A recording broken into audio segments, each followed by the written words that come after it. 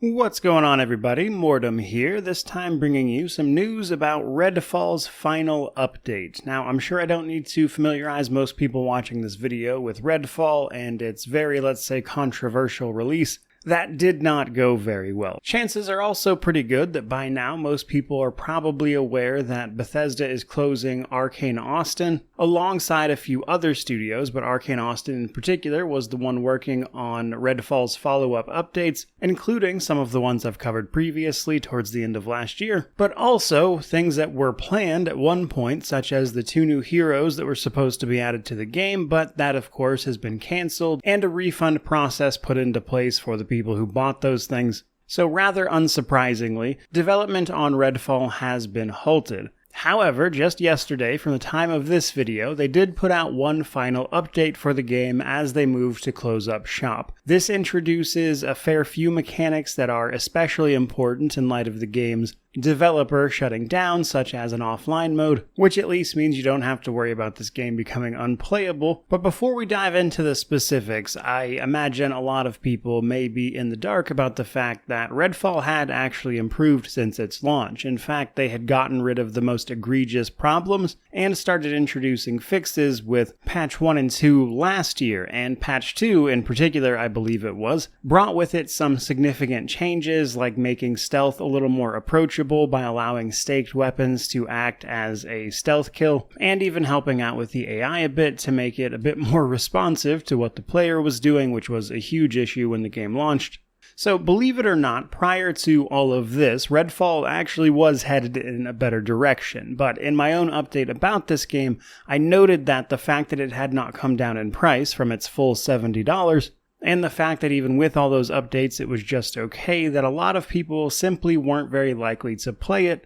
and that they were probably better off cutting their losses at that point. But with all of that out of the way, let's actually start talking about this final update and some of its largest changes. Now, do keep in mind though, I do not have official patch notes, they won't be making any, so there may be some minor stuff that I don't go over here, but I think you'll get the gist of it from this update. Now, probably the largest change overall is the introduction of the sort of community standard reputation system. As you move about the world of Redfall, you can find safe houses, clear them out, take back neighborhoods from the local vampire boss as an example, and doing all of that used to just simply be the side content really, but now it will also award you community standing. You can check your reputation with this at any safe house or the main fire station by finding these little billboards and interacting with them, and it'll bring up this ranking system. Once you've unlocked the ranks associated with the perks in that line, you can then buy them for the game's currency,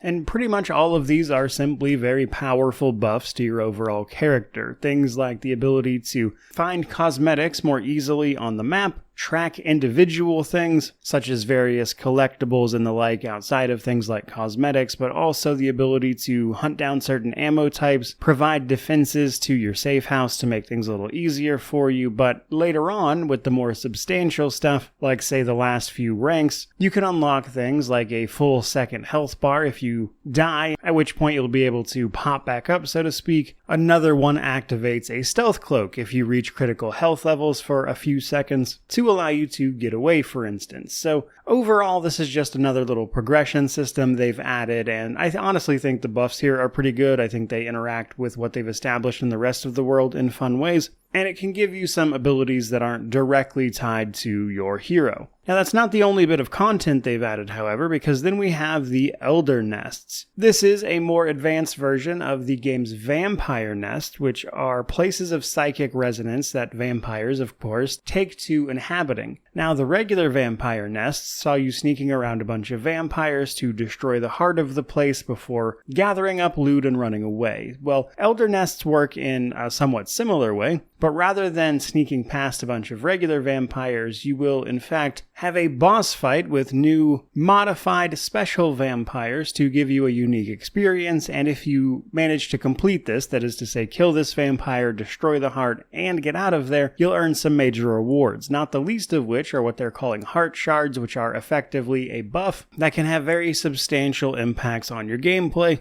such as just getting health from UV light, automatically reloading holstered weapons, etc. Now, you can always tell an Elder Nest by the purple aura that is surrounding its location on the map, and this is going to pump up the vampires inside of it, making them deadlier versions of their normal selves, which means just getting to the Elder Nest location is going to be a bit of a challenge. And to their credit, after trying a couple of these Elder Nest fights out, I can honestly say that the boss fight involved in these was more compelling than pretty much any of the storyline's major bosses. So that was a pretty nice change. But then we have a handful of other, I would say, miscellaneous updates. There's the offline mode that I already mentioned, which is huge for people who have already bought the game and might like to try it at some point, for instance, if only out of curiosity, but this is effectively going to allow people to play when the servers are eventually taken offline at some point, because given the closure of the studio and everything, I would be shocked if the online servers for this stay up for a particularly long time. And with that offline mode also comes a proper pause mode for offline mode as well, so when you pause the game it will actually stop now.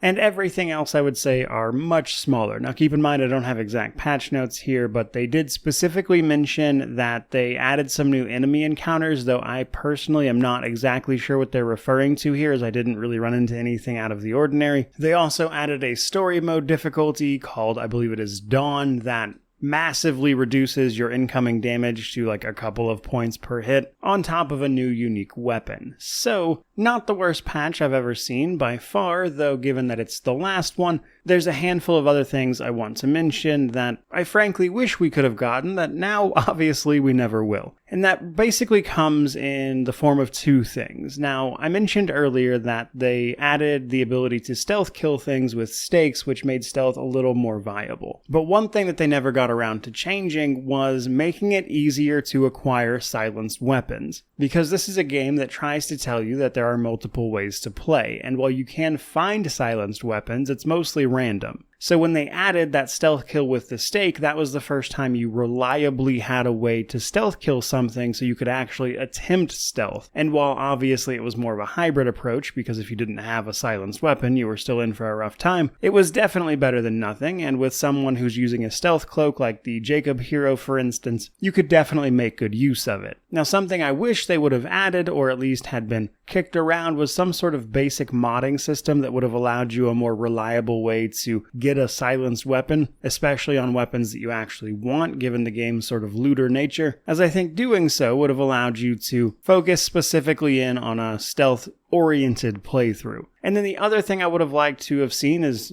kind of hilariously been directly cancelled, and that would have been more diversity in the heroes themselves in terms of their abilities and the like, because having played through this game a fair bit, I would argue probably more than most people at this point, the actual abilities and skills of each character were a little underwhelming to me. Each of the heroes gets effectively 2 abilities and an ultimate, and while the ultimate was pretty impactful, the other stuff not so much. And if they had gotten the chance to actually add those heroes in, I think that would have been the opportunity to add a little more, I would say, flavor to the rest of the abilities and things from the individual character you're playing beyond just a cosmetic standpoint. And I tell you all that to basically say that with this being Redfall's final update, it is a game that will effectively be permanently unfinished. And while ever since patch 2, I myself said I think it would be a good game to play for like $20 if only out of curiosity, even now, at this point, they've barely budged on the actual price of the game. Now, they have come down from their $70 all the way down to $40 US over on Steam. Nobody's going to pay that given the reputation of this game and its mostly negative reviews on Steam. Now, personally, what I would like to see them do here, now that they've added the offline mode, I think you could probably just go ahead and shut down the servers altogether so you frankly don't have to pay for their upkeep, which would be a decent enough excuse to actually drop the price of the game down to say like $20 at a max,